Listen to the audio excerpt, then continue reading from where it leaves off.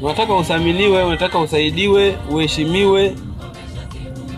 Lakini cha ajabu na cha kushangaza, wewe hauwathamini wenzio, hauwapendi wenzio, na hauwasaidii watu.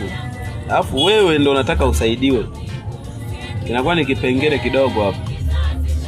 Hicho ni kipengele tena kikubwa sana. Kuna andiko ambalo linatoka kwenye Biblia, kutoka kitabu cha Mathayo 7 mstari wa 12. Biblia inatuelekeza kabisa kwamba yoyote mnayotaka mtendewe nyie, nanyi watendeeni watu vivyo hivyo, maana hiyo ndo Torati na manabii. Sasa Biblia yenyewe inatuelekeza kabisa, hayo yalikuwa ni mafundisho ya Yesu mwenyewe, Yesu Kristo, kwamba yeyote yale mnayotaka mtendewe, nanyi watendeeni watu hivyo hivyo.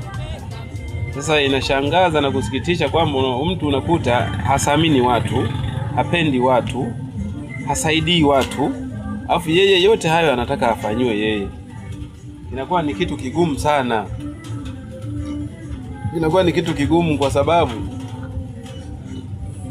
Yesu mwenyewe ndo anatuamuru hivyo.